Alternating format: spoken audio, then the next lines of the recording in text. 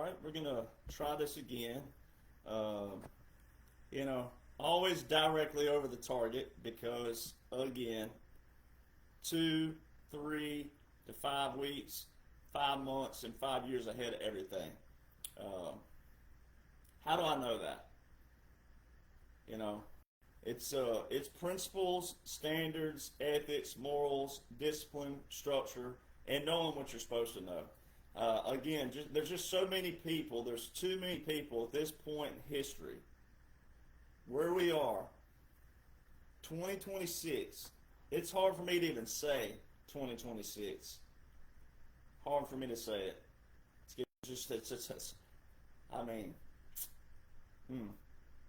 And here we are at this point in history, and Republicans, conservatives, and patriots look just as atrocious as liberals. Look just as atrocious. Liberals look atrocious because they have no discipline, structure, principles, morals, ethics, and they dang sure know nothing about our history. They're the people who love our milk and honey, but they preach about another way of living. Sound familiar? Those would be Merle Haggard lyrics from the song Fight Inside of Me. Yeah. They love our milk and honey, but they preach about another way of living. When they're running down my country, man, they're walking on the fight inside of me. Right? So many liberals are looking atrocious, but Republicans, but especially blue checks, a lot of the people that you follow and you support, you don't need to be. And I don't care how cocky and braggadocious, I don't care what it sounds like. Some of you need to drain the swamp that you're following. There's no excuse where we are right now. January 2026, no excuse. Again, these books have been in publication, this one right here, since December 2023. It's hard for me to believe that this year be 3 years. 3 years! Where does time go? But this stems from what I wrote in the document, still up to this day, the documents.info. January 2021, those are published and dated. And I have been writing. I have a paper that I wrote when I was doing my master's degree at Colorado State University. I have a paper that I wrote in 2018, and I used it again in 2019 in different variations because I was in business, right? Masters of Business. So President Trump put the tariffs in place in 2018, and I have a paper that I wrote at Colorado State University called Unsustainable Sustainability. That's what I titled it. Unsustainable Sustainability. And I wrote in there how even those professors and all professors of business, most business people, business colleges are conservative because they know what it takes to keep a market going. Unless you're doing what? Unless you're doing what the actual Bidens were doing and all the swamp was doing, where it's like a hedge fund, and they take off the top, and they pay themselves first, and then everybody else defends for themselves later. Right? So there's cases of that, no doubt. And we have that, especially in D.C., the swamp that's been drained. But I wrote about how these tariffs would be, they're long term. They only, and I have this timestamp, which is awesome, but they're only good if you use them long term. And a lot of people have made arguments that, oh, we've used tariffs before, they didn't really work. No, it's because you implemented them and invoked them for a short time period. They're not going to work if you don't have them long term. But a lot of people don't even know something like tariffs is an emergency power. A tariff is an emergency power that is in a national emergency. But anyway, liberals don't live by principles. They have no principles, they have no standards, they have no discipline, they have no structure. They justify everything. And their justification is due to their lifestyles that they want to live. It's not a live and let live. It's what they want. They want you to pay for it, though. They want it to come out of your taxpayer. That's why they're always yelling universal health care. It's because they want to benefit from what you pay for. So liberals have no principles. Now, when I was growing up, so let's talk about Minnesota for a little bit here. Let's get on Minnesota. Let's get heavy into liberalism. You know, when I was growing up, my dad told me, son, if you're at a party, you're drinking, and or just around it, and the cops show up, and you get caught, right? He'd say, if you know you're guilty, don't waste your phone call on me. Call your mama or call your grandma. Don't waste your call on me. If you're not guilty and you can prove to law and myself that you were guilty by just being there, well, you're still going to face punishment. Because I don't want you at a place like that. So he treated it as guilty by association. And that's where we've left. We don't have consequences anymore in the social sector, in the family sector. A lot of families, you let your children railroad you. You let your children teach you. You let your children discipline you. You didn't put no hand on that ass. You didn't put no switch on that ass. You didn't tell them no. And you wanted to pacify them while they cried. You just didn't want them crying. So you did whatever you could to stop them from crying versus accept your responsibility that you had that child and your child just turns out to be a crier and a nagger and you didn't discipline them. And that's where we are today. All of this trash that we're dealing with today are a bunch of undisciplined, spoiled brats that nobody disciplined and nobody put their foot down and said no. That's what we're dealing with. Liberalism is a product of no discipline, no structure. It's also a product, simultaneously tying those in, of Republicans and conservatives who don't say no, who aren't vigilant, who aren't diligent, who aren't, no, you're not going to do that. You're not getting away with that. That doesn't support our foundation. That doesn't support, because you don't even know our foundation. You love our milk and honey too, but you know nothing about the foundation. America is an ideology. It must be fought for every single day. Taken to the fields, like the Revolutionary War did, and even the Civil War, that should be the extremity. But see, even those people got pushed to a point that they said enough is enough. Because they were tired of pansies who just sat there and barked and talked. And even though they didn't have social media, that was still going on. And the real warriors said, we know how to quiet this. Get your ass out here in this field. Come on. Come and take it. But see, people don't live by principles anymore. You don't live by standards. You don't live by principles. Everything is a cookie cutter, Build-A-Bear to fit your little tiny bubble. It's not a true live and let live. There is a way to truly live and let live and have our foundation and have the government small, but still have that, and also a big military, but not start wars. There's a way to do that.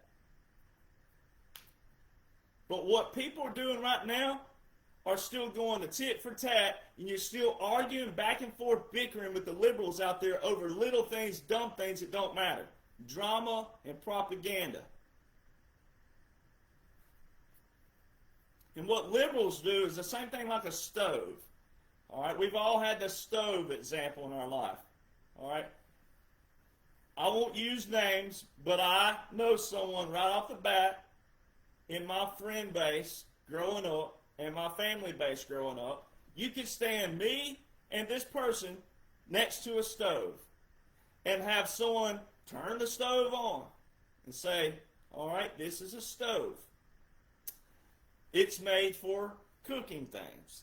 And these little eyes right here, they get hot. They get ultra hot. super hot, unbearable hot, and you put a pot on them, and you put water on there, and it boils the water. See, I'm the one who will sit there and listen to the person explain, this is a stove, this is what it does, this is its functions, this is how it operates, and this is what it's for. This is its purpose. And I won't touch the stove, because maybe that person explained to details what it is and then said, you don't want to touch these eyes though. Whether they said that on the front or the back, I'm still not going to touch it until they tell me every aspect and detail of that stove. This particular person that I know, though, was the one who was already touching the eyes of the stove before anything was even spilled. And let's just say the stove just already happened to be turned on by the person explaining. Guess what old boy's doing already?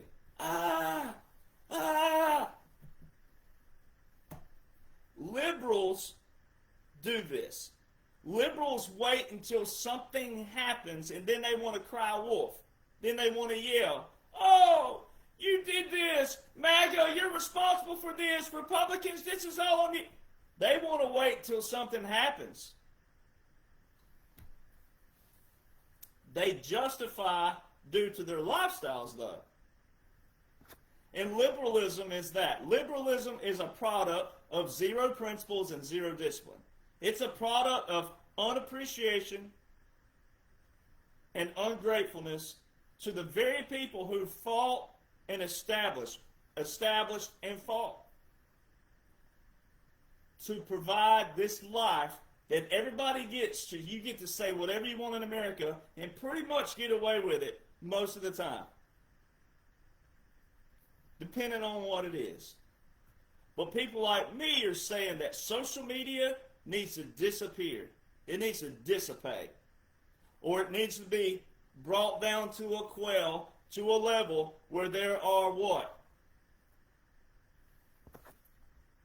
If you say certain things on social media, there's a consequence to it.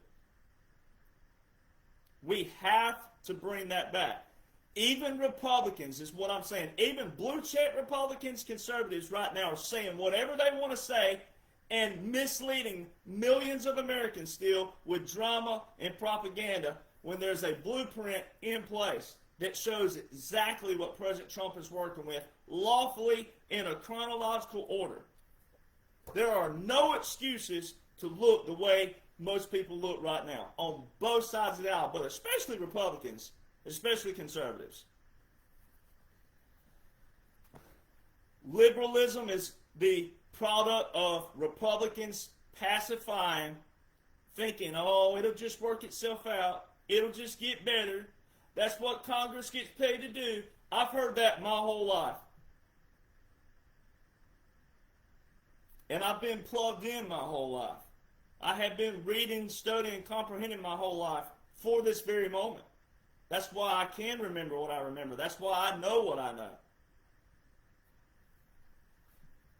And I've heard my whole life from even older generations, oh, that's just what Congress gets paid to do.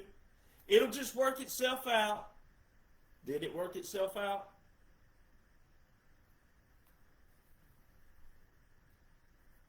Pacifiers. Pacifiers are not how we sustain in America. You got to kick a little butt every now and then. It's just the way it is. You have to kick a little butt sometimes.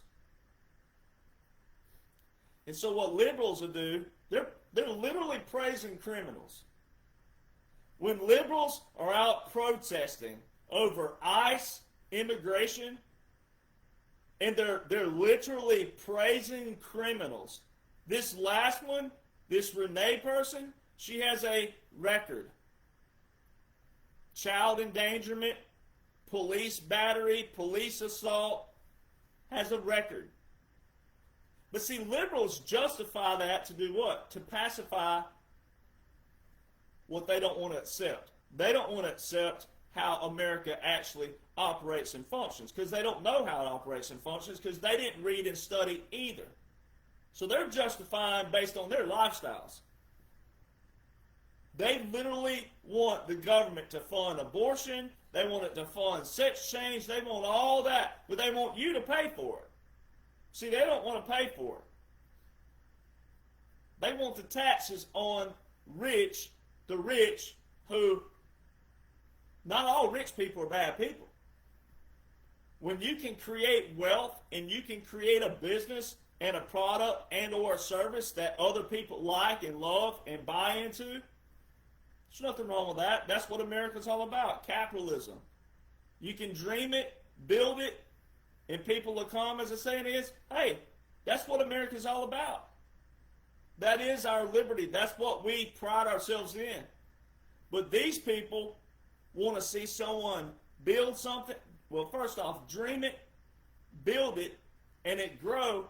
And then the bigger it grows, they want to tax this person more and more and more, but they want to benefit from it. They want that tax money to go to their perversion.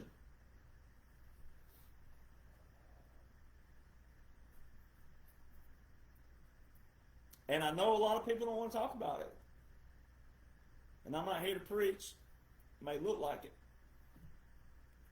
But perversion, sins.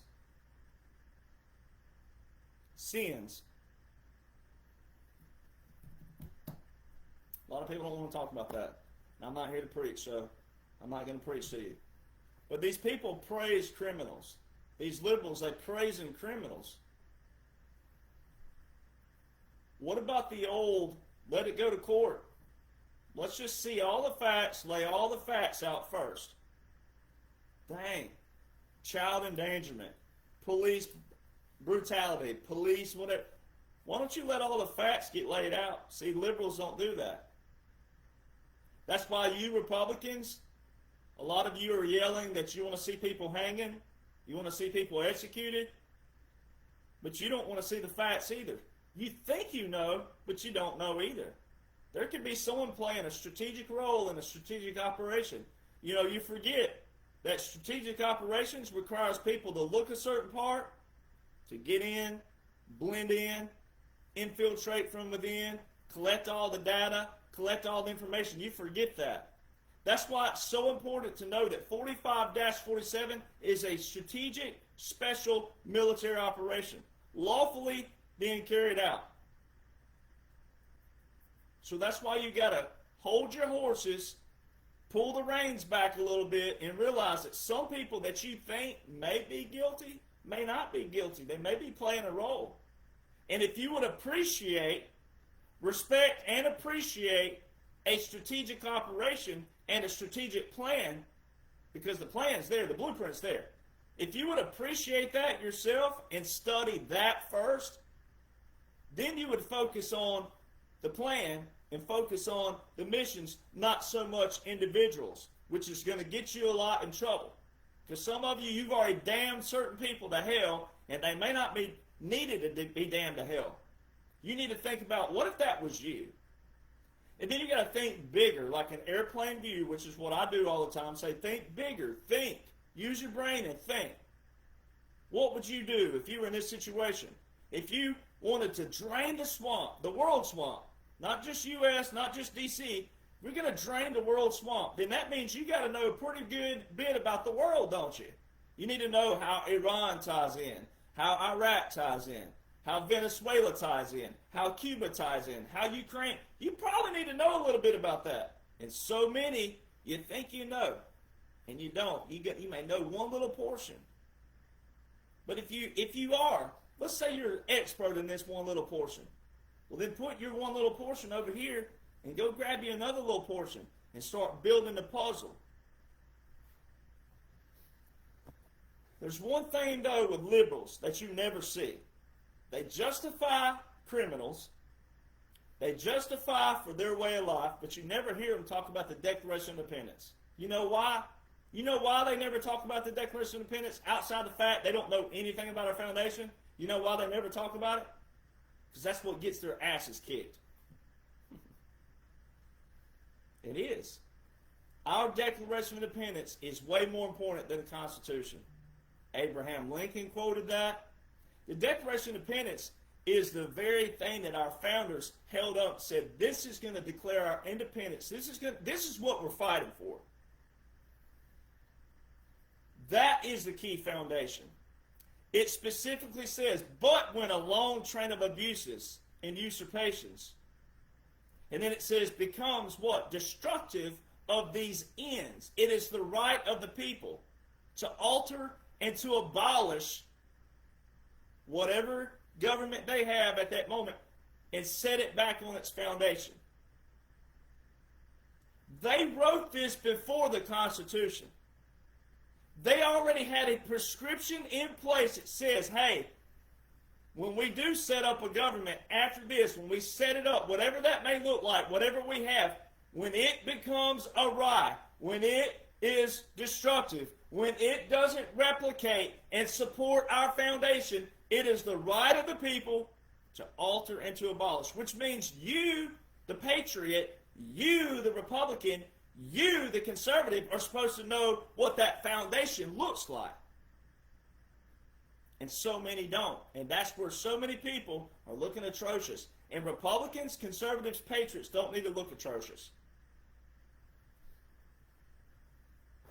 There's one thing a liberal does. They all bond together. They all hate the same thing. They're cohesive on their hate.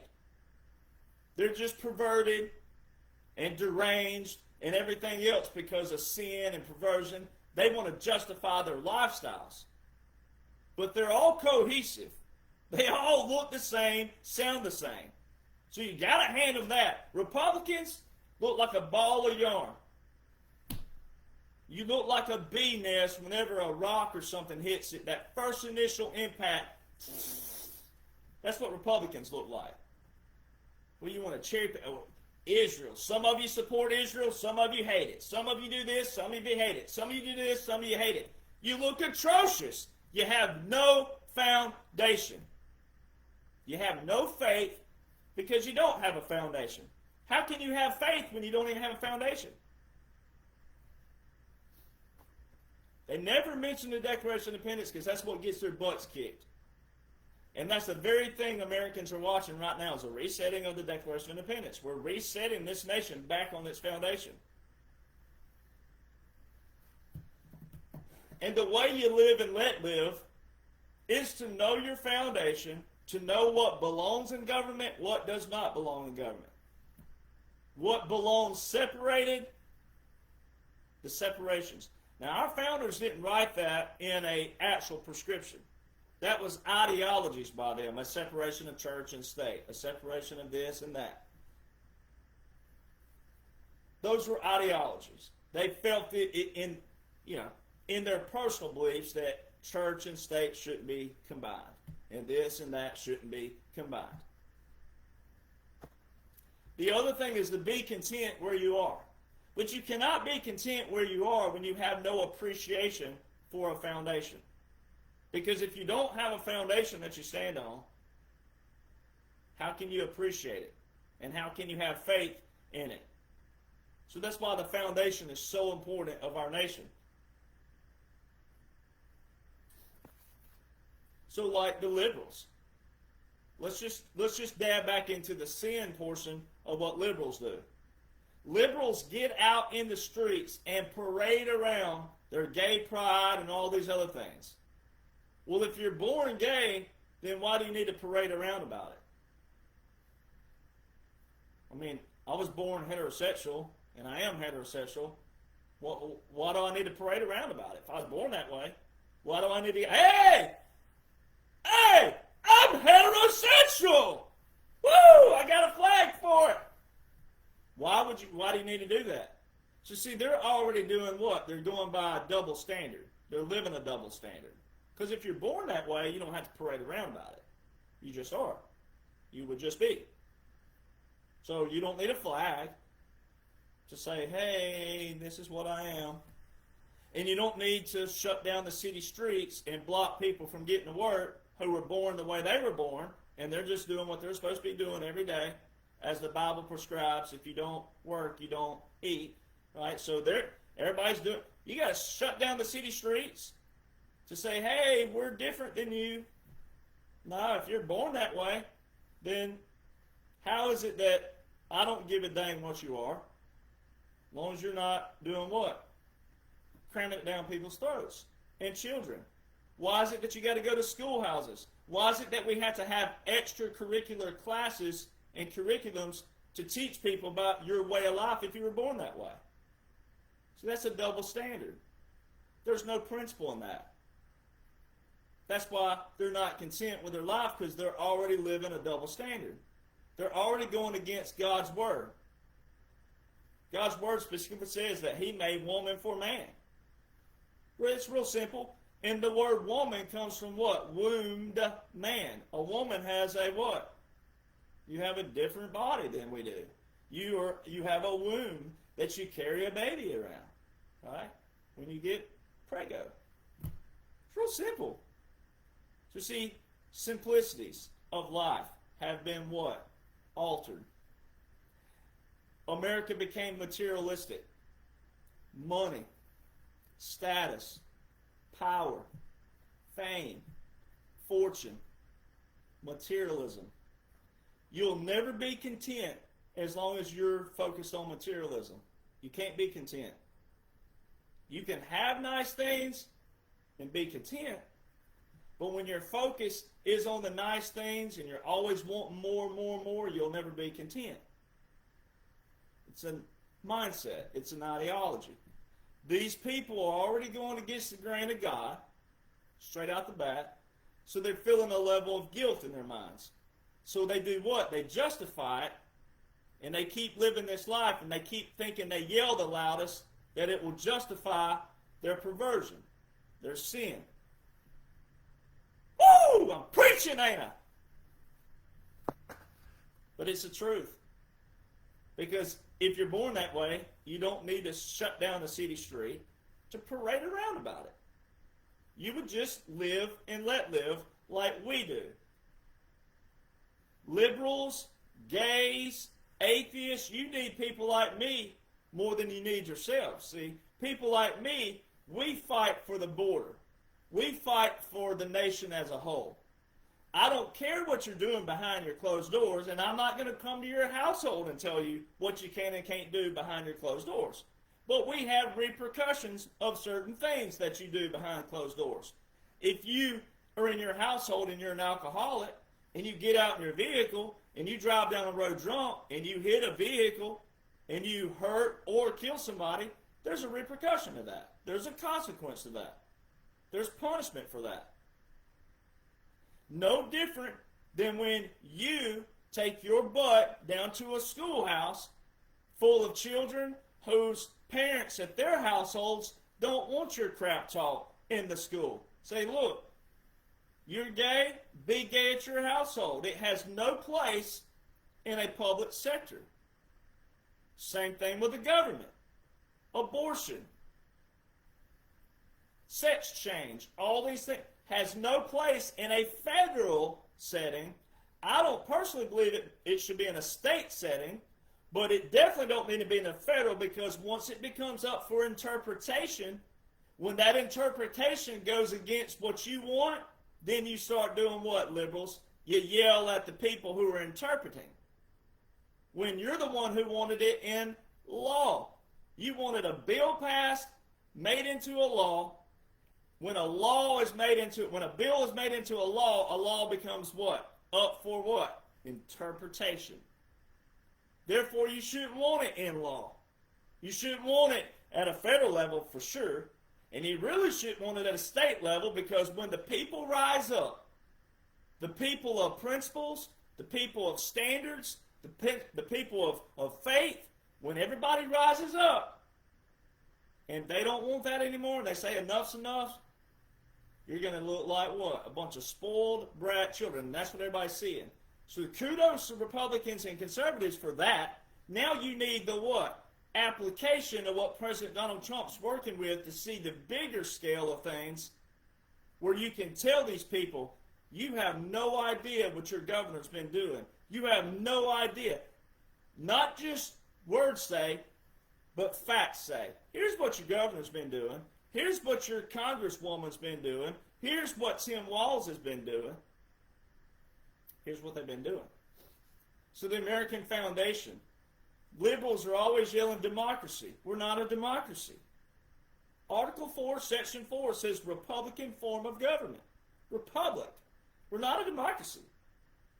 Federalist Papers number 10 and number 14. James Madison, the sole, main, only author of the United States Constitution, wrote in Federalist Papers number 10 and number 14.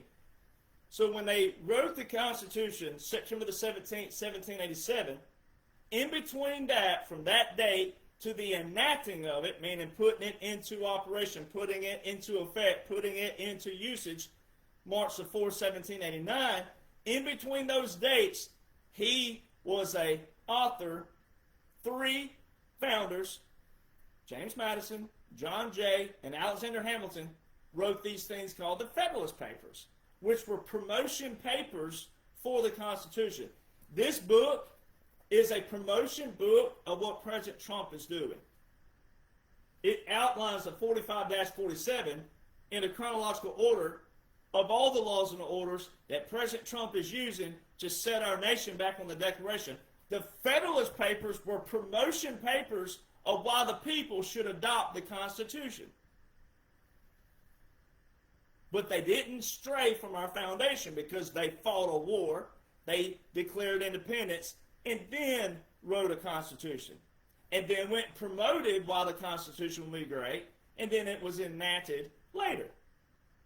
Federalist Papers number 10 and number 14, the sole author, James Madison, who was also the sole author of the Bill of Rights. All these libtards out there, this is my First Amendment.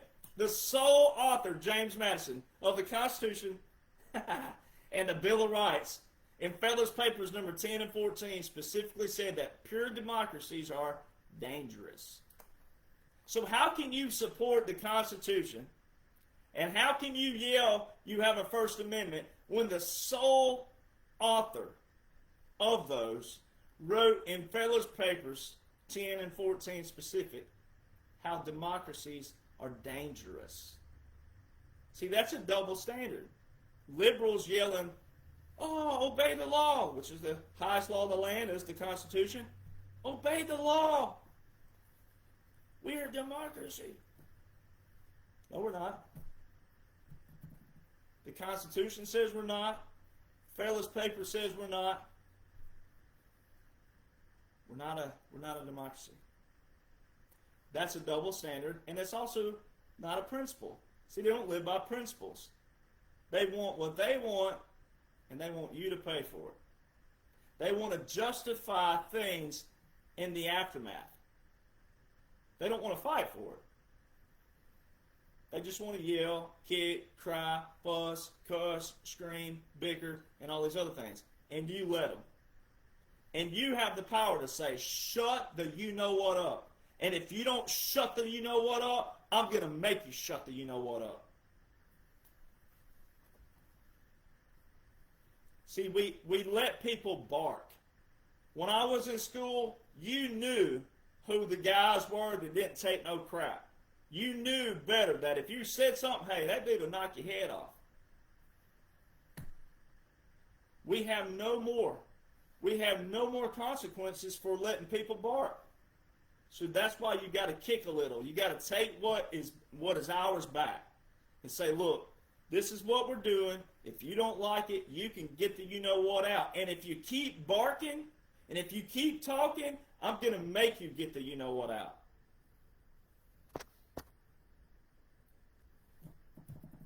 Liberals have zero principles. They have zero standards. They have zero discipline. They have zero structure whatsoever. But you Republicans, you conservatives, you patriots, you allowed them the participation trophies. You allowed the DEI.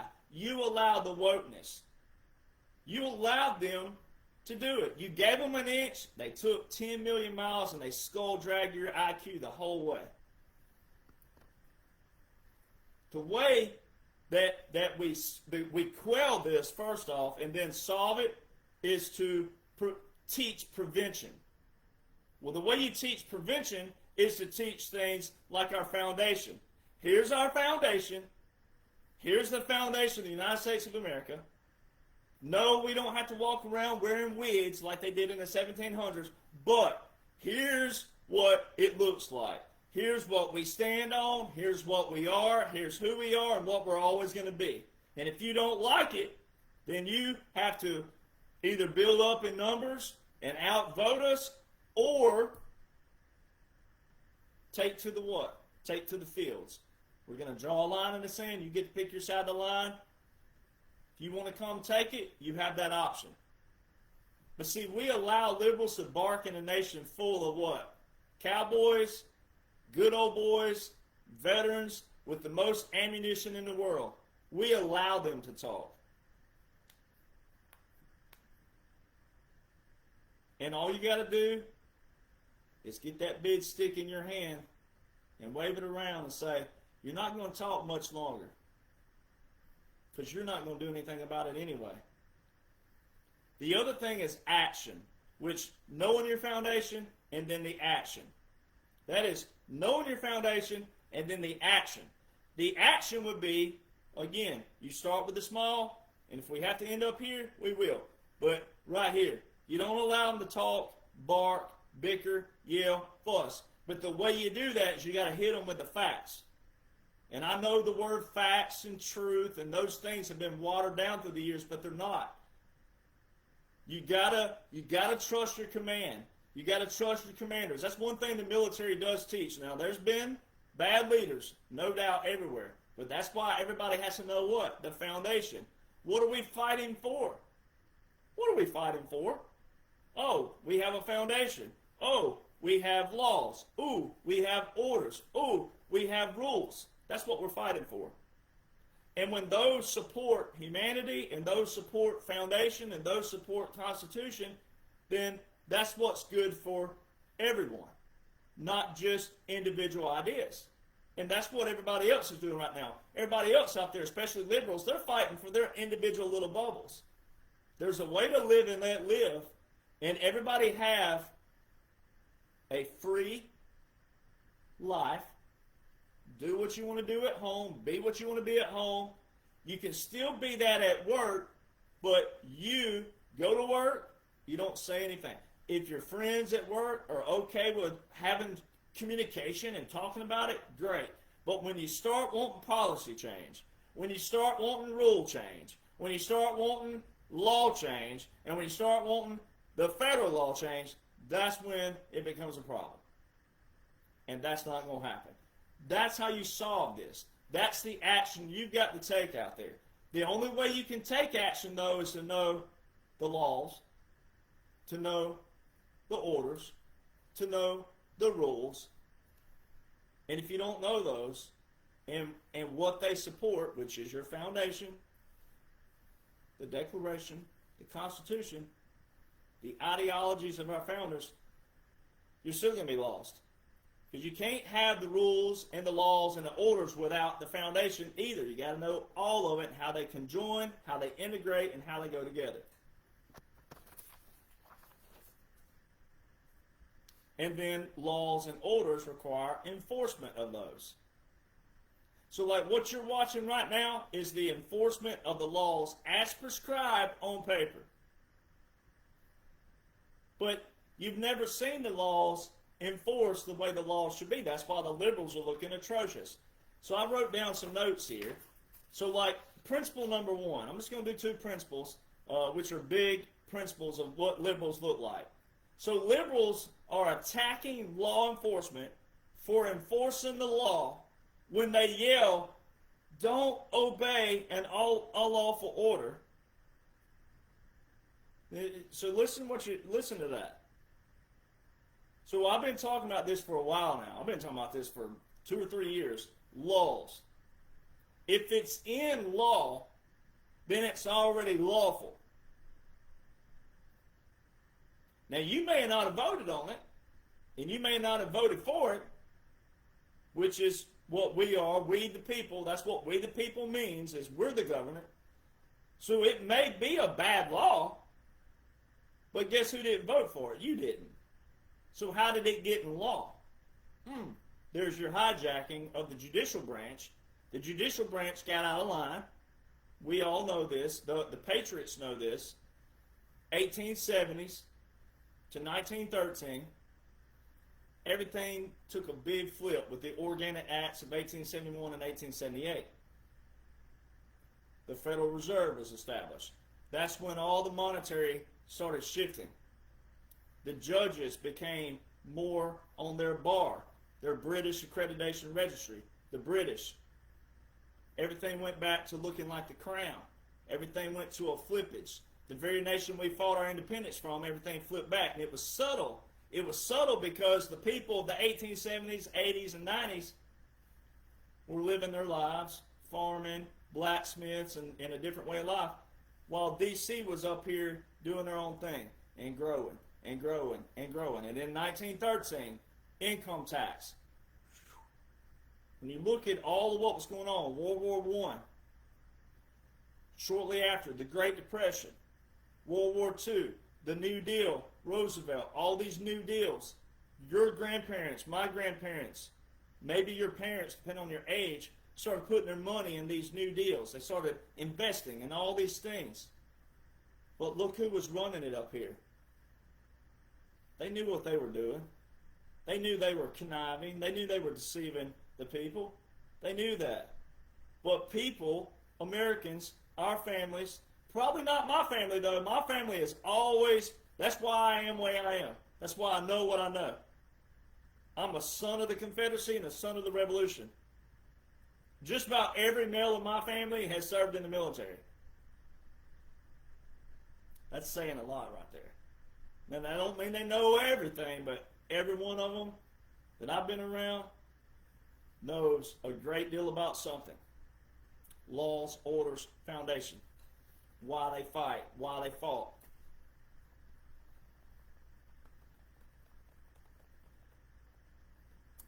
Liberals don't know that. They don't care to know that. They have no appreciation for it. They claim they respect the military, but their actions prove otherwise. So attacking law enforcement and then turn around and yelling, don't obey an unlawful order. Well, because you didn't vote for it, it's a law. And what did Abraham Lincoln, I've been quoting Abraham Lincoln quite often, what did Abraham Lincoln say about a bad law? A bad law must be strictly enforced, double, where the people can see it and they can do what to it? They can dissent, meaning express your dissension, meaning you don't like it. But he was also alluding to back then what was already taking place.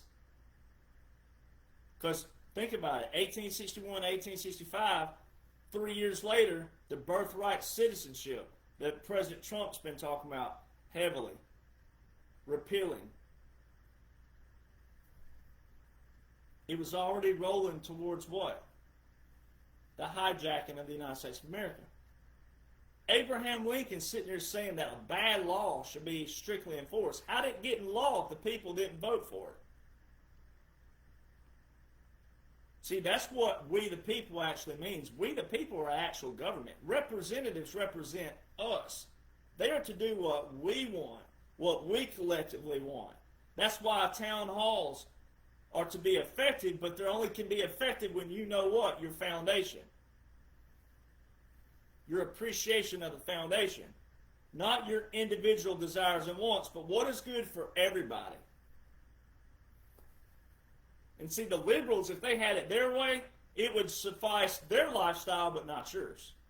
So see, they don't think for everybody else. And when Americans would get back to thinking about your neighbor before yourself, and then that neighbor before yourself, and that neighbor thinks about their neighbor before themselves, when everybody makes it reciprocal that way, then everybody will start thinking a lot more for humanity, not individuals.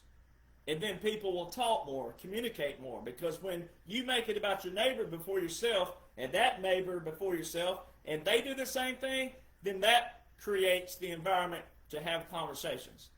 To say, well, what do you think? And then you don't say anything, and then that person, well, what do you think? And then they'll go, well, what do you think? And then they'll go, well, what do you think? And that's how we have talks. That's how we get to where we're going.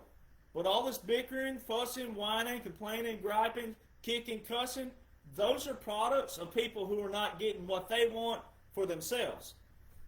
Not what you may need and what you may need.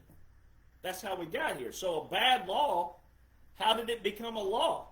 If you didn't vote it in. You didn't have any say-so.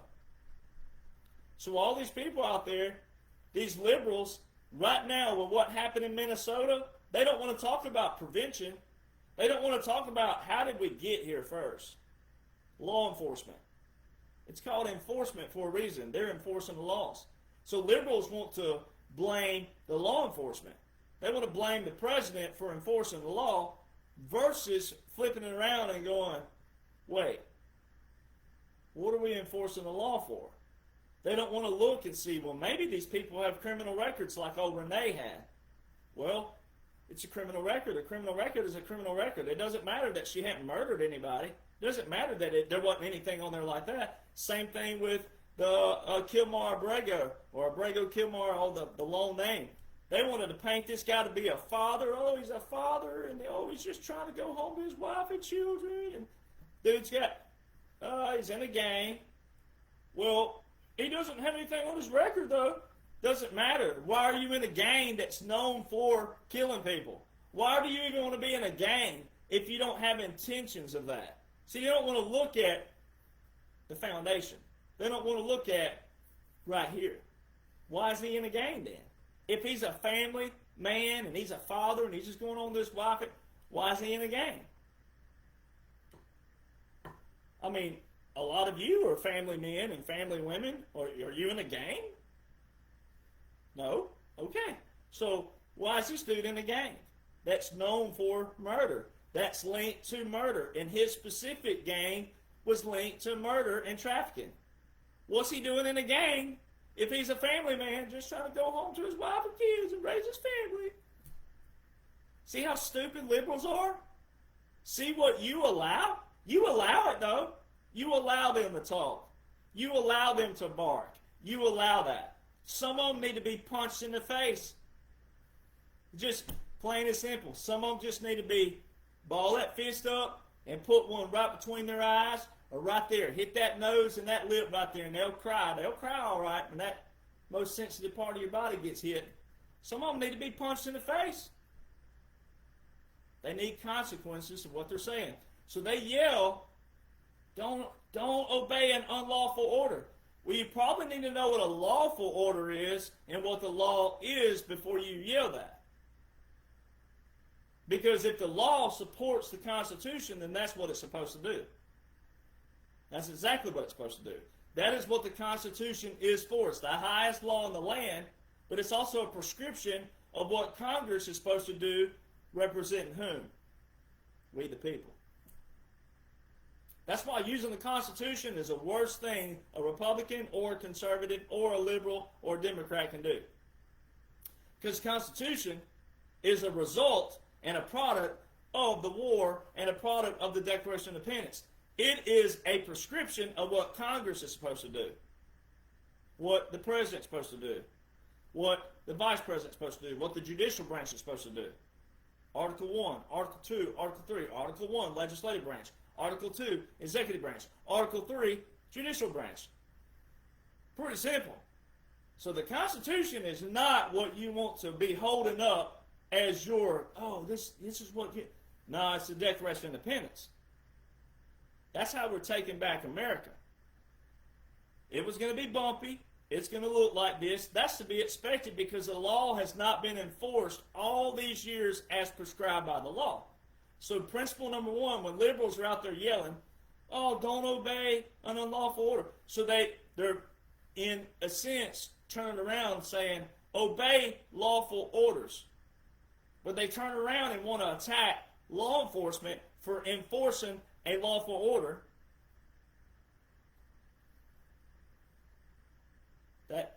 That's a contradiction. So why are you mad at law enforcement for enforcing the law? See, they don't want to do what? They don't want to look at the actual facts of why is someone in a roadway, the stove, here's the stove again, don't touch the hot stove, the stove is hot. You get out in a road, in a street, in a vehicle, and you try to run over law enforcement. It doesn't matter if she was doing 5 miles per hour or 55 miles. Doesn't matter. She was in a vehicle, using it as a weapon. People yelling, drive over her, baby, drive, baby, drive. Don't listen to law enforcement say, hey, stop. Stop what you're doing. We have a law to be here. We're operating under lawful jurisdiction. Here's our jurisdiction. Here's our law. We're here lawfully. If you don't like the law, you probably should go down to your town halls and start reading what the law says. All these law enforcement officers are doing is enforcing the law. The whole title of their job, law enforcement. So see, these liberals are products, though, of no discipline, no structure, no principles. By whom? Republicans, conservatives, who let them get out there and kick like little toddlers who got the toy taken away from them. We can prevent that if Republicans, conservatives will start knowing what you're supposed to know and applying what? Action to that. Republicans, conservatives, when you see morons out on the street protesting, you should go out there too.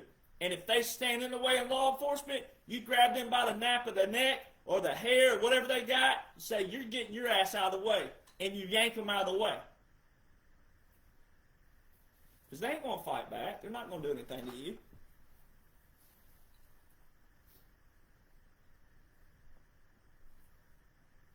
When we start taking action,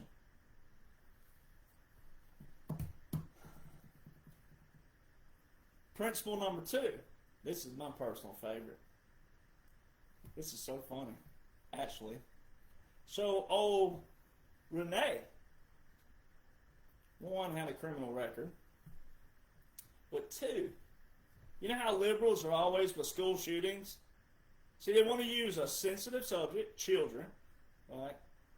Gaslighting, manipulation. They want to use the child to fit their perversion, to fit their double standards, to fit their perversions, to fit all that. They want to use a child in this prescription. So when there's a school shooting, they blame the what? They blame the gun. Well, we got to ban guns. We got to take guns away. It's the gun. It's the gun. It's the gun. How many liberals are yelling ban guns right now? It was a gun that shot their village person. You know how the liberals say it takes a village? I'm pretty sure liberals, you would probably want to change your motto there because you're -1 in your village today for your villager being in a vehicle. Well, guess what took her out? A gun, a bullet. Why aren't you yelling ban guns? I mean, here's the principle. If you're a liberal, you should be yelling ban guns, because if law enforcement didn't have a gun and a bullet, then you would have just had a law enforcement officer who was slightly run over, maybe worse, because we don't know what she would have done had a bullet not taken her out. So you probably should want to stick to your principle of one principle. See what they did here? They created a double standard. They just proved to the world they have no principles again. Because in a school shooting, it's ban the gun. The gun's the problem. But in law enforcement took out one of their village people with a gun and a bullet. But they're saying, get law enforcement out, get ICE out. They ain't saying anything about the gun.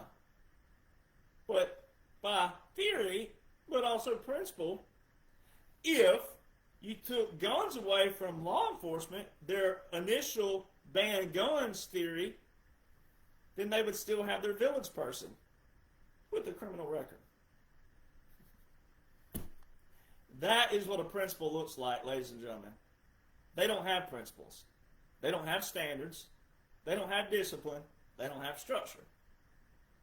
So see, they prove day by day, week by week, month by month, that you let them get there, though. And I say you, whoever you are out there. You know who you are. You know if you're sitting on your keyboard every day or if you're actually involved in your community or not. Family, friends, friend bases, small groups, town hall, city council, whatever it is you have. You know who you are out there. But you don't want to look like a moron either. You don't want to go to your city halls and your town halls and your city councils and get up there and just yell a bunch of stuff that sounds like drama and propaganda. You want to have your facts. You want to walk in there and say, boom, here's what the law says. Here's the order backing it. Here's the law enforcement operating to the prescription of the law. Why aren't you doing that? Why do you all look this, or whoever it is, if it's an individual or a council or whoever, you want to lay the facts on them and say, this is what our foundation says. This is what our declaration says. This is what our Constitution says. Here's the law. Here's the order. None of you are doing that. See, that's what you want to look like whenever you encounter a liberal or a group of liberals. If you're bold enough out there, every one of you listen, if you're bold enough to take them on, that's what you need to have. You need to have the facts, the principles, the standards. Then have discipline and structure with the way you present it. All right? So what's happening in Minnesota is deeper than just ICE. ICE is a product of what's been running rampant in Minnesota. All the illegals they've been housing because of their state government. The fraud's being exposed in Minnesota. Most patriots know that portion. You know that the fraud's being exposed. All the billions of dollars, right? There's been billions of dollars that's been transported from Minnesota's airports to Somalia. Billions. Not millions and not multi-million. Billions. Ilhan Omar. She's not an American. All right? She has no business being in Congress whatsoever. That's going to allow, though, the opening of showing Obama wasn't either, which is awesome about that. You got to remember Clint Eastwood. You got to remember Clint Eastwood putting the chair up at the Republican National Convention. It was an empty chair, and he was talking about how that empty chair. And he said, what about Obama? Down the road, it will show that Obama was the greatest fraud ever perpetrated on the American people. Minnesota, Tim Walz. Let's get on Tim Walz for a moment. Let's talk about something most people don't know or don't understand or comprehend. Tim Walz.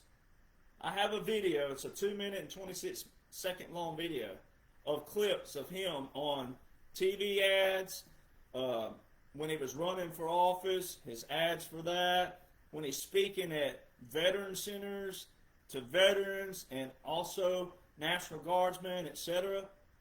Clips. As a retired Command Sergeant Major, as a retired Command Sergeant Major, as a retired Command Sergeant Major, ladies and gentlemen, when you retire, you have a pay grade, which is your E level, and then you have your rank. Now, they both coincide, but this guy lied, blatantly lied about his retired rank because Command Sergeant Major is way more prestigious than a Master Sergeant. This guy blatantly used the United States military for political gain, lying to people who didn't know anything about ranks, rank structure, retirement. They just hear Command Sergeant Major, and they maybe Googled it, or they may have asked a family member who may have been a veteran, hey, what is a Command Sergeant Major? And then the family member go, oh, that's the highest enlisted outside of being a Sergeant Major of the Army. Yep. They may have never looked up anymore on Tim Walls. There's a huge difference in retiring as a command sergeant major and even a sergeant major versus a master sergeant. Huge difference. Now, what people don't comprehend is this, and this maybe hadn't been explained to people. For example, when I was serving in the Army, we had a first sergeant who got bumped up for 1 week, not pay grade, not rank, but he was acting as a sergeant major for that week because the sergeant major was elsewhere. So when he was performing the checks on base at midnight and I was on CQ duty, he's like, I'm acting sergeant major for the week. That was it. He didn't bump up in his E level. He didn't go from E8 to E9. He didn't retire as a sergeant major. So let's say he would have retired in the next month or a week. He would retire as a first sergeant. And then he could say, yes, I acted as a sergeant major for 1 week, but he didn't retire as a sergeant major.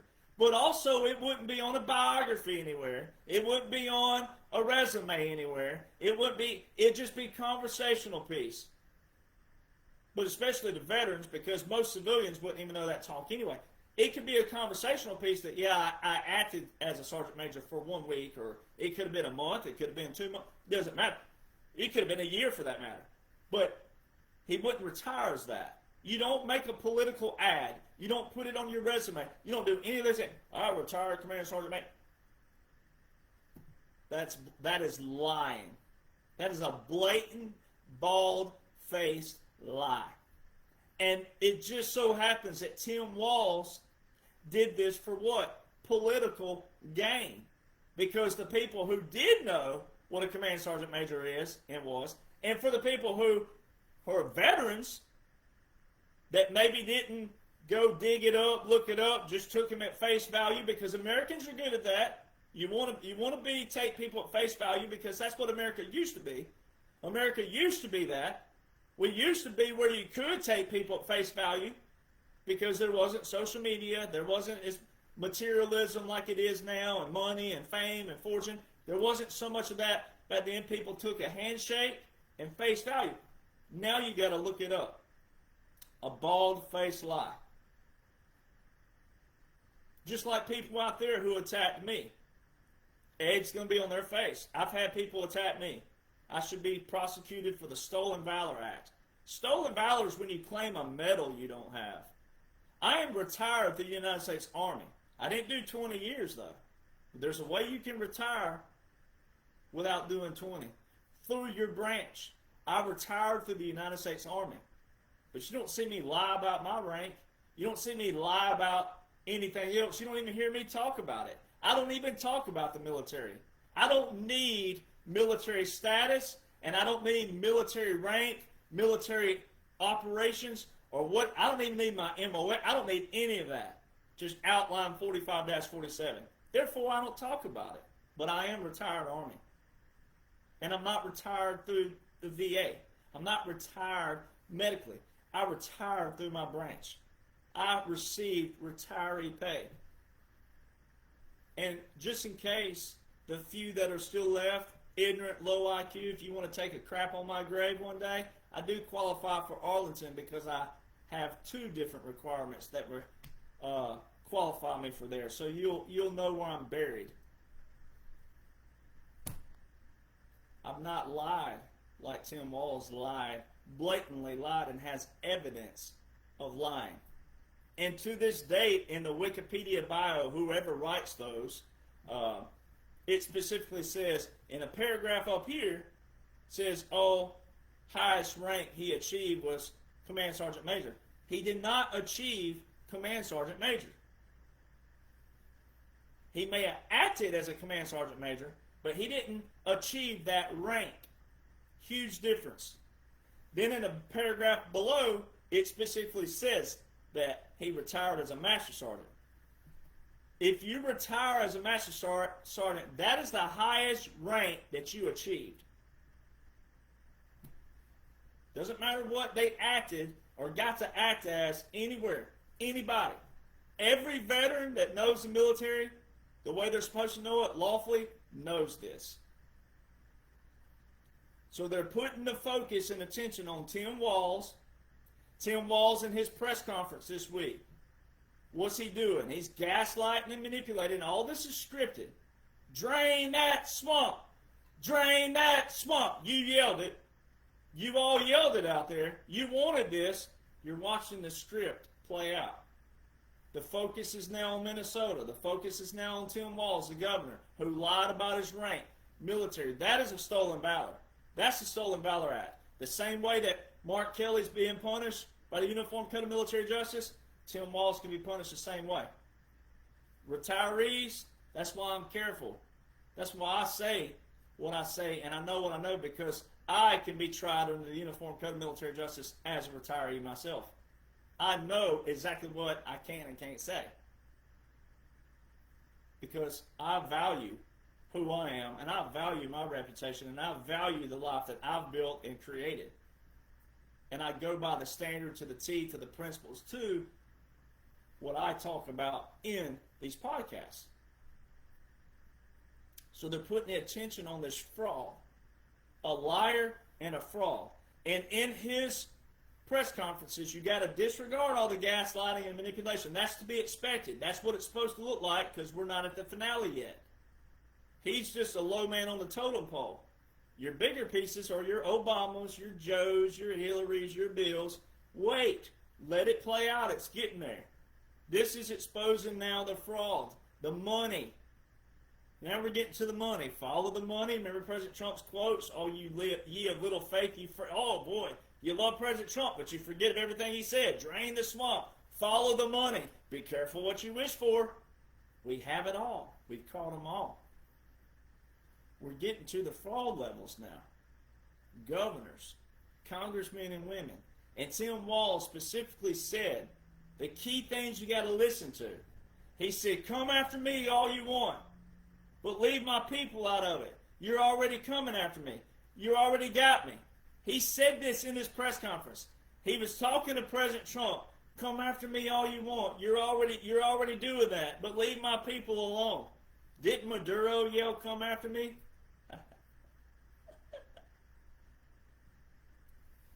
Come on, people. If you know what you're supposed to know, you'd be licking your chops at what's being exposed to the normies out there. Because they got the liberals all stirred up. The liberals don't even know in unconventional warfare, things of what happened in the streets of Minnesota, all the numbers align into operation. Your 33rd, your 33s, all right, those align. Numbers matter. But also in unconventional warfare, varied things just like this can be used. And see, what we're doing is using all the deep state's tactics against them. Like the body doubles. CIA's been doing this for years. Everything that President Trump, the generals and admirals are doing, we're taking all of the tactics of the deep state and we're using it against them. You know what that leads to? White flags. Tim Walz was partially raising the white flag right there. Come after me all you want. You're already doing that, but leave my people alone.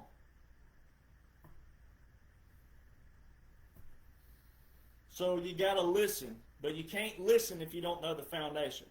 You can't listen if you don't know what President Trump's working with.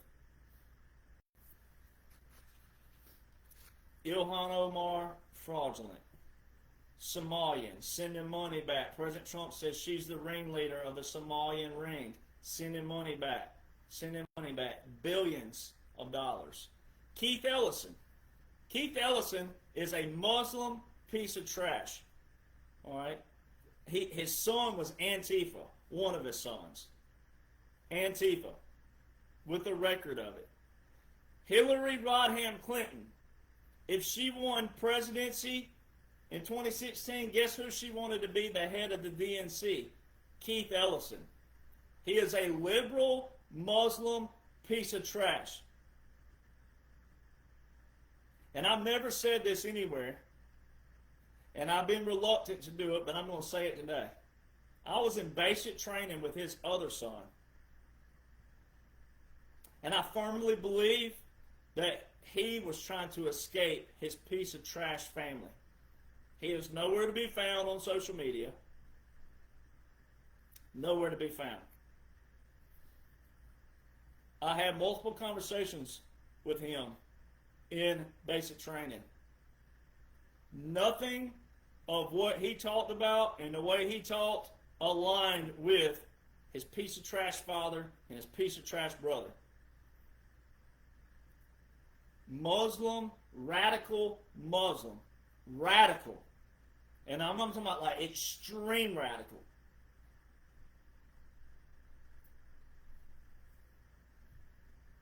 Billions of dollars leaving Minnesota from Minnesota taxpayers. Minnesotans, you got to get plugged in to what's taking place. You got to know what's taking place lawfully. Most Republicans right now know the fraud levels are being exposed, the ones who voted for President Trump. But you got to know all the pieces of the puzzle. Action. You have to get plugged in. But you can't have local action and national impact, all pun intended, if you don't know what the laws and the orders are. I agree with local action means national impact, but you can't have local action by just drama and propaganda. You got to know what our laws and our orders are that support our way of life, of our ideologies, of our foundation.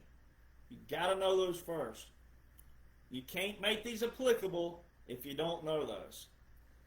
Tim Kaine, if you watch the latest podcast I did with the Special Operations Commanders and other commanders, and then SEAL Team 6, JACO, if you watched that most recent, we talked about senators. Now, they've already been caught. They've already been had. President Trump's done told you this. We have it all. We've caught them all. What you're watching is the script. This is the rollout portion for the target audience. If you don't want to be the target audience, stop acting like the target audience. Stop responding to these things negatively and frantically and scared and fearful. This is all planned out. Everything's a plan. 45-47 is the strategic plan. It can't get any more simple than that. But Tim Kaine, all these people being called, this is just their moment in the spotlight of what? Exposure. And it's a rollout. So Tim Kaine is one of those senators. The louder they bark and the more gaslighting and manipulation they do, that means they're guilty. That means attention's being put on them. The liberals are like piranhas, and the liberals are all stirred. When you see liberals get stirred up on X, old school Twitter, when you see them all attacking President Trump, that means they took the bait, right? And then in a day, a week, a month, it depends. Then what's going to happen? Bait and what? Switch. Then the facts are going to come out. And what do? They run. They're runners. They go to the next topic. They never accept the fraud. They never accept the corruption. They never accept the evil. Don't worry about them. They're going to dry up. Oh, they're going to dry quicker than a teardrop in the Saharan desert storm. You don't worry about that. That's what's going to happen with them. You need to just know what you're supposed to know. So that's what's happening in Minnesota right now. And then your Tim Kaine, Venezuela. All right, President Trump just announced a new national emergency for Venezuela, but don't let that override and overshadow the fact that Obama declared one. Don't let it Executive Order 13692. That's what he was working with up to this point. Executive order that declared a national emergency. So don't let that override it. It matters, but it matters for the fact that this is now the ending prescription, meaning now we're going to hold Venezuela accountable, and they're going to do what they're saying they're doing right now, which they're working with the U.S. None of this could have happened, ladies and gentlemen, if it wasn't a strategic plan. All of this has happened so rampant and fast that I love the fact that a lot of Republicans and Patriots, you love President Trump so much that you feel like it could happen because of him. The only reason this is happening is due to the United States military, generals and admirals, the strategic plan. Now, he is the face of it, and he still gets credit for it, and rightfully so. But again, there was no way that President Trump went into all these nations and made them capitulate without having that enforcement behind them and the evidence and the goods that would be exposed to you, the people, we, the people, for everybody who didn't know to say, this is what Argentina was doing. This is what Venezuela was doing. This is what Iran was doing. This is what Ukraine was doing. This is what Yemen was doing. Everything that President Trump's been doing, all these things that people call wars, they're not wars. That is low IQ to say that he's starting a war. There's a huge difference in a war and a strategic strike and a strategic operation. Huge difference. Everything that President Trump has done with Iran, with Yemen, with Venezuela, and even Panama, but every one of those key ones with the strikes, they all have executive orders from Obama and Jimmy Carter. Think about it again. November, I believe it's November 1979, when Executive Order 12170 by Jimmy Carter was put into place and declared a national emergency with Iran. This coming November, that would be 47 years old. 47 years of diplomacy. 47 years of the swamp. Were they sanctioning Iran that whole time? No. So Venezuela ties into China. The oil. And President Trump made a very key quote that I made allusion to not long ago. He said, why didn't we take the oil? He was talking about Iraq. He was talking about Bush. Why didn't we take the oil? We, President Trump, America first. He's talking about America, United States of America. Why didn't we, the United States, take the oil?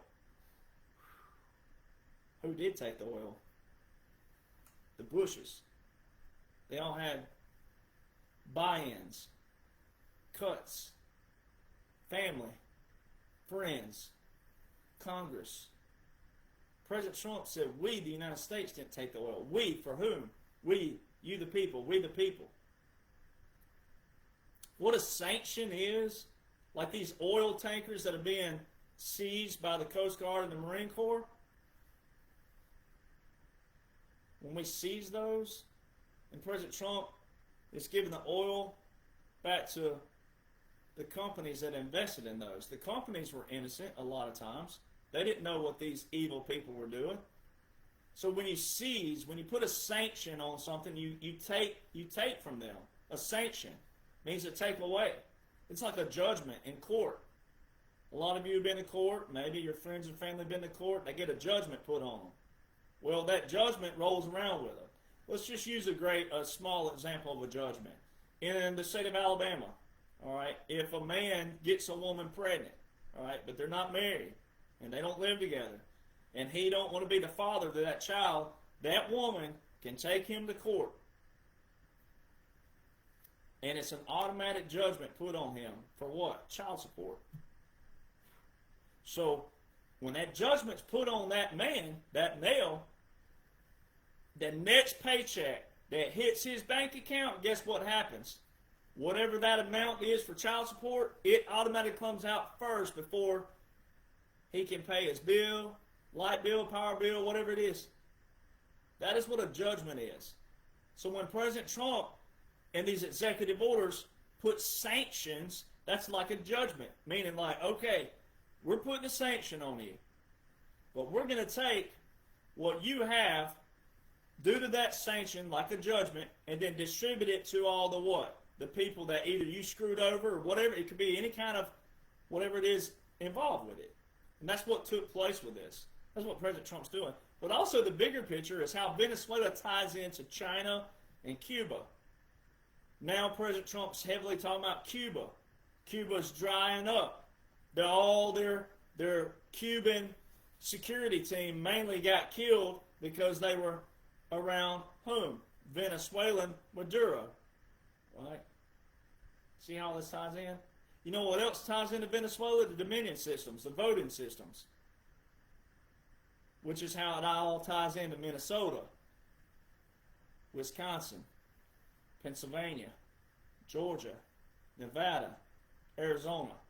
the 7 swing states that President Trump sued. Now, he could have gone back in history, but you need relevancy. So the relevancy of 2020 were the 7 swing states. The same 7 swing states of 2020 were the same in 2024? No, it's all strategic. That's never happened before in history. The swing states, on the simple level, show how they knew what the elections were going to do. It's kind of like gambling, right? Football games. A lot of them are scripted. We know that. And then they do what? They know who's going to win. So they put all these bets out there. They get people to betting. So it's a slightly different tactic, but a slightly different variable and slightly different application with the swing states. They already knew when you were voting, oh, it's going to come down to Ohio, and it's going to come down to Minnesota, and it's going to come down to North Carolina. How'd they know that?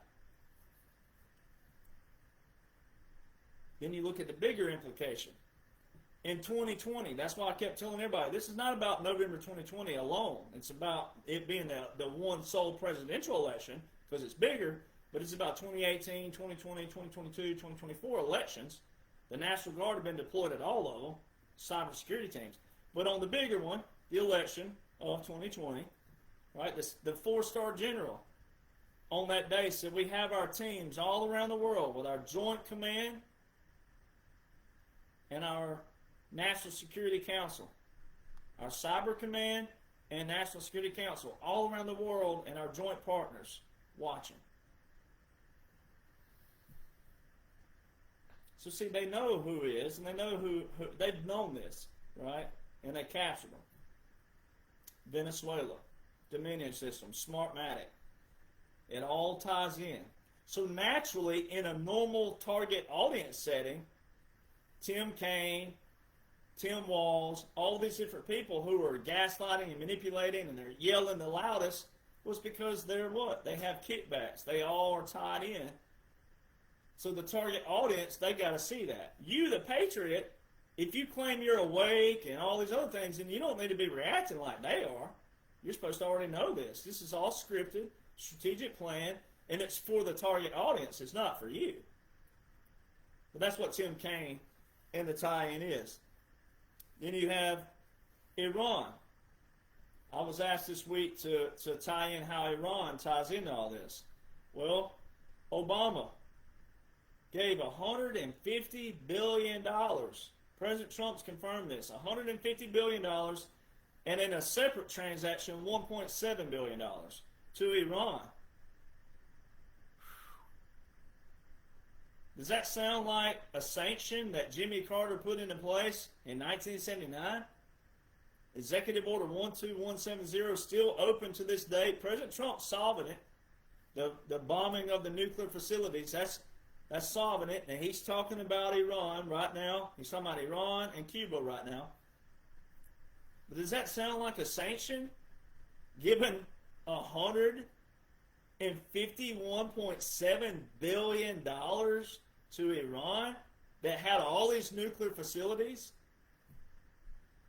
Obama has, and I've posted this on my pages, Obama, to this day, in the archives, shown where it's specifically quoted that their nuclear levels were only at 20% or something.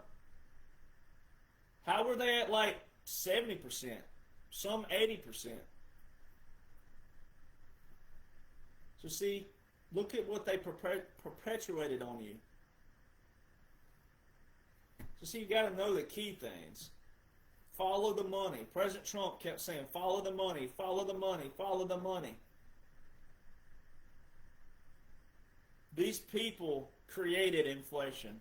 They created deflation. Then they taxed the hell out of you. They created all these taxes, a tax for a tax for a tax for a tax. They kept printing money, but wanted you to pay for it. And who was getting the cut? They were. They were taking all the cut up top.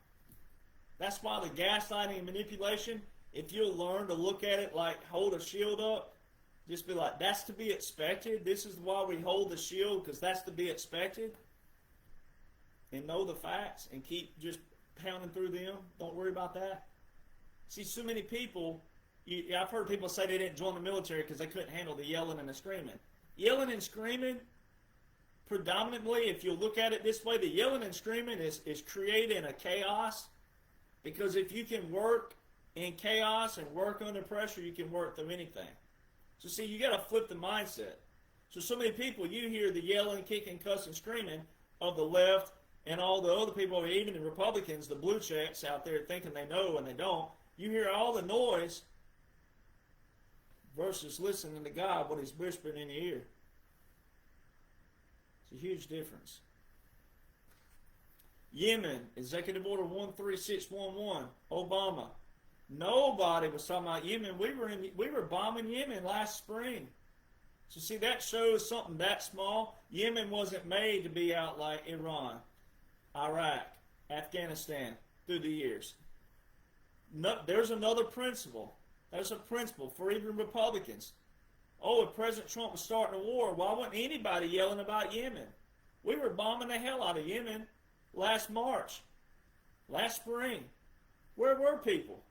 So a principle would be, if you think you know what you know, and if you think President Trump's starting a war, then by principle, you should have been yelling about Yemen. And nobody was talking about Yemen. And it's in the same executive order with a national emergency by Obama. Every one of these things that President Trump talks about, ending wars, it's all in executive orders with national emergencies from Obama back. Ukraine, Obama launched a national emergency with Executive Order 13661 with a national emergency in March 2014. In the month of March 2014 alone, Obama had 3 executive orders, one with a national emergency for Ukraine. Executive Order 13661, 662, and 661, 662. Yeah. So then in December 2014, another executive order with Ukraine. Executive Order 13685. 4 executive orders, one with a national emergency, in the year of 2014 alone. And guess who had children working in Ukraine? John Kerry, Mitt Romney, Nancy Pelosi, and Joe Biden. Would you send your child to a nation you can't even put on the map if they weren't getting a kickback somehow, some way, didn't have a job, wasn't secure, wasn't safe? See how all you got to do is apply a little principle, standards, common sense, and ask yourself, would you send your child to a nation you don't know much about if they weren't safe, secure, and have a job? No, you wouldn't. So when it's one of your congressmen and women, their children, you know they're getting cutbacks. You know they're getting big money. And we know what Hunter Biden was receiving.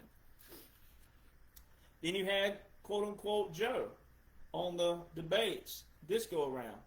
He was talking about NATO, Article 5 of NATO. Article 5 of NATO is the NATO Constitution. Article 5 says an attack on one nation is an attack on all. Ukraine's not a part of NATO. He even mentioned Belarus. Belarus is not a part of NATO. All they're doing is making them expose themselves. For the target audience, they have to hear it live. But all this has already been planned, scripted, strategically planned. It's already solved. Article 5, NATO. In a normal setting, you wouldn't have anybody talking about Article 5 when the nations involved are not a part of NATO. That was showing you what they're tied to. Ukraine. See, Ukraine is in those executive orders, but it's a lot bigger because of what? Because of what they've made it with whom? Russia. President Trump just posted today an image of someone else's post, and it talks about that Cuba hasn't been dried up since Dwight D. Eisenhower. President Eisenhower, who was also a 5-star general, rare 5-star general. Want to go Google that? Y'all need to go Google that. All right. President Eisenhower You know what's so awesome about all this is it all ties into everything, and it's so simple. All you need to know are the same simple principles, the same simple concepts, the same simple laws, the same simple orders, the same simple publications of the military. President Eisenhower is the one who established the Presidential Emergency Action Documents. They're named PEDS for short. That's the acronym. Presidential Emergency Action Documents. There's 4 ways that the military pairs with federal law. 4. Executive orders, national emergencies, proclamations, and treaties.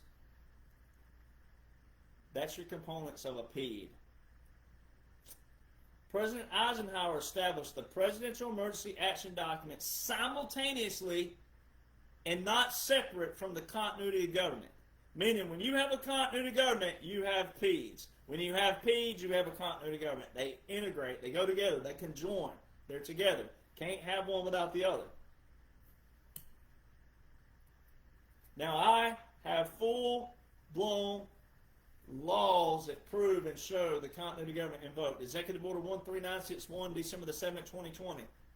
The last order of succession within the Department of War, then the Department of Defense, Executive Order 13963, which was 3 days after the continuity of government.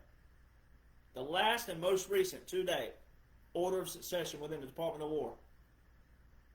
Every president's had one except for quote-unquote Joe. Every president's had an order of succession with the National Security Council except for quote-unquote Joe.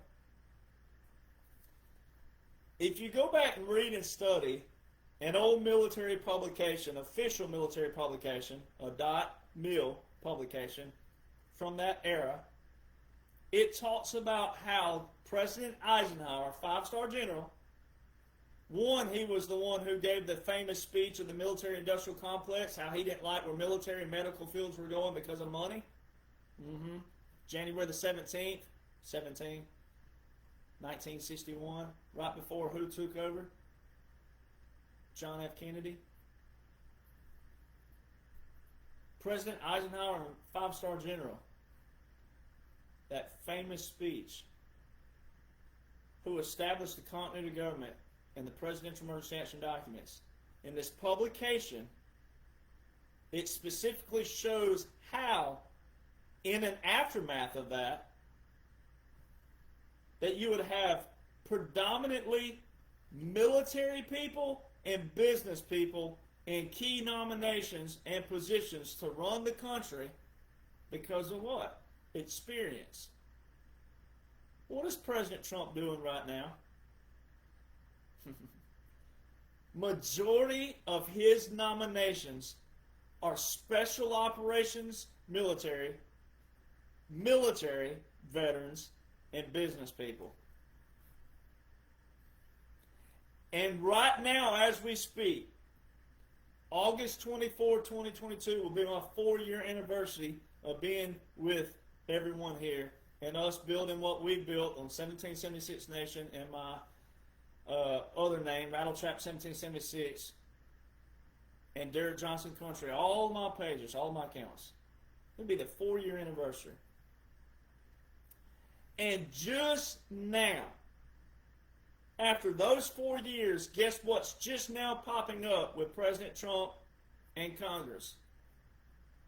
The talk of what? The War Powers Resolution Act,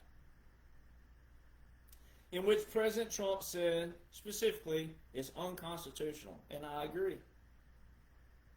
It's unconstitutional, but what's great about it is the fact that the liberals yell about it, and they yell that a president has to have congressional authorization. And what do I talk about all the time? That President Trump and the generals and the admirals are taking all their tactics and using it against them. That's how you reverse out something. That's a counter-psychological operation. You use all their rhetoric, you use all their verbiage, you use all their strategies and tactics that they were trying to do, which was unconstitutional, but you use it against them. And then you expose it to the people, and then you do what? Abolish it. And you set it back to what? The original foundation. And President Trump just alluded to the War Powers Act being unconstitutional. But the liberals over here yelling that there needs to be congressional authorization for President Trump to use the military. Well, there is congressional authorization. In the what? In the War Powers Resolution Act. Title 50, Chapter 33, Section 1550. I've been talking about it over and over and over like a broken record. And that's where it is. Section 1550. Title 50 is your War and National Defense. Chapter 33 is the actual War Powers Resolution Act. There's already congressional authorization in there, December the 20th, 2019, and it's temporary. It tells you that in the codification that it's temporary, which means it's what? Strategic. It's not for future presidents. It's for the what? The date of December the 20th, 2019, and what's prescribed in that clause. It says in the first 180 days and every 180 days thereafter, the president shall submit to the what? Defense committees the use of what? Regular and irregular forces to them. That's what President Trump's been doing. So it's all been what? Time-stamped and logged. It's recorded. Right? So 1941, 1942 were the first War Powers Act and second War Powers Act. Roosevelt knew what was going on. Now, were they evil? Well, history will decide that. But they knew what was going on. That was unconstitutional. We didn't need a War Powers Act. Didn't need that. The president has a sole role and duty. It's joint. When you hear people out there yelling that, oh, Congress declares a war, well, if Congress don't act, the president has to act. And that's where the Constitution gives both of them power. When one ain't doing something, then the president's sole role and job is to protect we the people, to protect you the people. And when the people are being threatened and Congress ain't doing anything, then guess what the military does? The hell with you. What was established first in this nation? Military. That's why your foundation is very key. The United States military was founded first, and military law was founded long before the Declaration and the Constitution. You need to know that. That's why liberals have no appreciation of our nation, because they don't know anything about it, they don't appreciate it, and they're ungrateful. But they can't be grateful when they don't know anything about it. They can't be appreciative when they don't know anything about it. They don't even know how their freedoms allow them to have what they have because of mindsets like me and my family and my generations of family members that have fought for this nation. 1973, Congress amended the 41 and 42 Powers Act. They tried to limit the president on military again. It was a presidential veto that they overrode with a 2/3 vote. Nixon vetoed it. They went in and overrode his veto, and they amended the War Powers Act 1973, where a president has to declare a national emergency and give Congress 48 hours notice. He has 90 days total, 60 days, and then 30-day withdrawal. And after that 90 days, if Congress doesn't authorize the military actions, then guess what? It's terminated. That was unconstitutional. That was the Congress trying to limit the president. And all President Trump has done is use everything against them. In 1951, Congress violated the United States Constitution. Nowhere in Article 2, Clause 1, Section 1 of the United States Constitution does it say a president is to serve for 2 terms only. It just says 4 years in a term. Our founders, James Madison, the sole author of the Constitution and the sole author of the Bill of Rights, and Alexander Hamilton, who was one of the authors of the Federalist Papers, those two said that presidents should serve like kings. They're quoted for saying this, that as long as the people vote in the president, they should serve as long as they want to serve.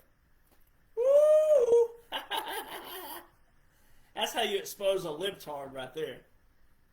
So see, it's what quote unquote Joe did not do that proves that the whole thing is a strategic operation.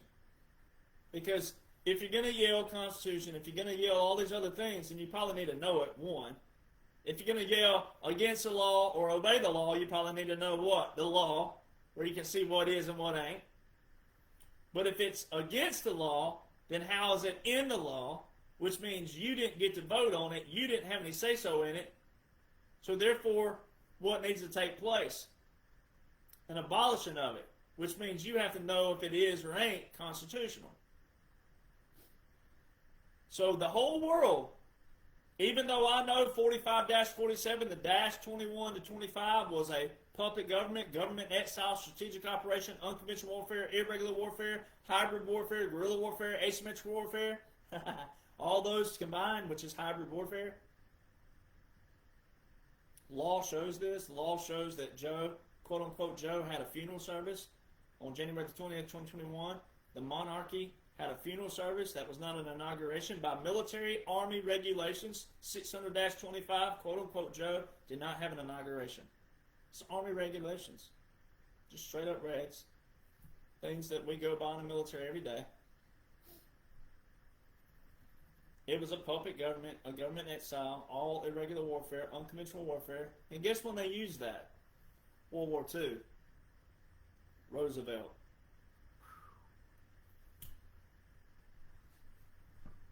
From 21 to 23, it was displayed to the world. A Democrat president, Democrat-controlled House, Democrat-controlled Senate. They did not terminate one single Title 10 or Title 32 order by President Donald John Trump that is still active to this day. He met with 12 foreign leaders from April to December 2024, which would be a violation of the Logan Act. They all call him a felon for 34 counts with a hooker when they could have got him with federal. If he was a former president, they could have hit him with federal crimes for meeting in private correspondences at Trump Towers in Mar-a-Lago with 12 foreign leaders 13 different times from April to December 2024. Not a single thing. He was the only person seen at the border of Texas with the Adjutant General and the Governor of Texas. If he'd have been a former president, that would have been a breach of national security and a violation of Executive Order 13848 with the National Mercy for election interference because of an election year. Not one single tariff was removed. Not one single judge, Obama, Bush, or Clinton appointed judge tried to block a tariff from 21 to 25.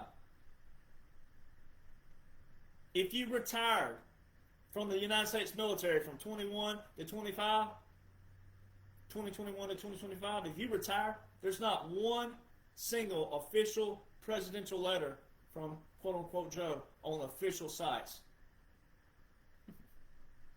They're all signed by Donald J. Trump. And I can keep going. Oh boy, can I keep going. It's what quote-unquote Joe did not do that proves the strategic special operation 45-47, all the laws and orders, chronological laws and orders that outline it. But you got to know strategies. You got to know tactics. You have to know what matters. Drama and propaganda do not matter. And personally, if I was president, you wouldn't have social media right now. You would be in a world of chaos. But you have to use social media right now because people don't know what. You wouldn't know where to look. You wouldn't know what to look for. You wouldn't know what to read. You wouldn't know what to study because people have gotten away from reading and studying what matters. So if you took away all of social media, it would be pantomime. It would be chaos like nobody's business. So you better be glad you have President Donald John Trump, the generals and the admirals, and how they did this. Because if you had me, I probably would have taken the chances and been like, well, they'll get over it. You'd have found out quick where a town hall is and a city hall again. You'd have found a voice and a speaker saying, well, if you don't like it, you'll get over it. And here's what you got to read and study. Here's what we're doing. If you're out in the streets, if you're acting like a fool, you're going to pay for it. That's how I would have done it. And I'm just being honest. You definitely call me a dictator. Even though I'd be doing exactly what the Declaration of Independence says, exactly what our foundation looks like, but you'd get over it in a whole different manner than what they have done with this operation. So, it's beautiful what's going on, man. It's perfect. It is epic, perfect, it's biblical, it's monumental, it's historical. And no Republican, conservative, patriot, whatever you call yourself, you should be a direct And I mean 100%, not even 99.9. I'm talking about a full 100%. You should be a direct reflection of the 45-47. You should be a direct reflection of President Donald John Trump and everything he talks about. But you got to listen to what matters. In all those speeches, in those quote-unquote rallies, there's no such thing as a midterm rally, people. Those were all proclamations. Those were all timestamps. Everything that's taken place to date right now, he said was coming in 21, 22, and 23 speeches. It proves people don't listen.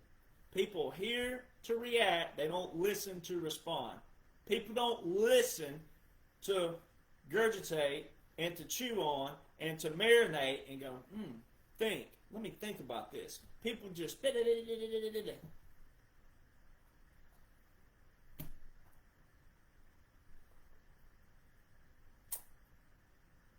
But, as the words of my grandfather and different people, guess what people will do? They'll die too.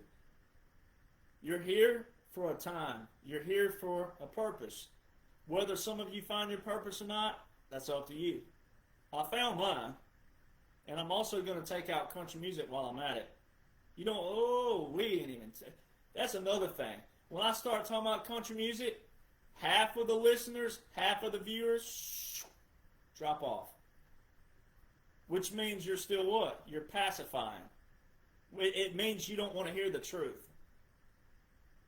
You think the good Lord let me have billboard hits before he brought me into the scene with military again? I don't think so. I'm the only person in country music history. I'm the only artist and songwriter that has, to the details, to the T, and also a #1 bestseller, explain how country music works and how it ties in to the money. You hear President Trump say follow the money. Well, a lot of you still don't want to follow the money because you don't want to hear the truth. You let the titles of the songs, you let the lyrics of the songs distract you from the fact that that's how they do deceive you. That's how they do connive. In a reward themselves system, they reward and award themselves. It's a DEI woke trash system. It's not the 90s country. It's not the 80s, 70s, 60s. It was hijacked. It all links together. ABC, ESPN, Disney, all these major record labels, they have all linked together. Music and entertainment is on the lower scale. Child trafficking, drug trafficking, sex trafficking, human trafficking, all the central banks, those were the top. And it's got to work its way down. But if you think for a second that the good Lord let me have billboard hits without a major record label, without major money, I beat the billboard system really, really bad. It costs on average $750,000 for one song as an independent artist to chart in the billboard. We didn't spend nowhere remotely close to that. I got in the system, figured out the system, followed the money, tracked how everything works, got the blueprint, and I have it. And every single one of you who call yourselves country music fans, you should be ashamed. You should be ashamed that you won't listen to the purpose of what I was put here for. You should be disappointed, too, in the fact that country music also has gone away from its roots, it's gone away from the foundation, and it's gone away from the fabric and the grain of what it was supposed to do. Talk about lifestyles, promote family, promote country life, country living, promote good things, the Bible and God. Instead, they use God, they use the Bible in their lyrics and their songs to deceive you while they're out here doing all kinds of other things. Ungodly, perversions, etc. The Bible does say that salt water and fresh water can't come from the same spring. And a lot of you are trying to still let it do that. Got to drain the whole swamp. And if you let just a little bit of it thrive somewhere, then guess what it's going to do through the years?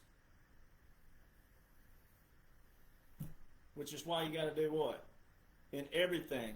Stay diligent, stay diligent. You got to know at all times. American has an ideology. It's on a piece of paper that we fight for every single day. But the enemy and evil They hate it, but they use the same verbiage, they use the same everything to deceive you, trick you, connive, and deceive. Hypocrisy, manipulation, and gaslighting. It looks the same, fool's gold. That's all it is. And then this bad boy is selling like hotcakes in front of a Weight Watchers event. This is the very thing that people do need, and I don't know why I'm the first in history to do this as well, but I'm the first one who put all of these in one book. All of our foundations, all of our military foundations, Title 10, Title 32, Title 50, etc. Everybody needs to know your foundation first. Before you can actually get out there and fight and stand on truth and facts of the foundation of our nation, you got to know it first. So, get to know it.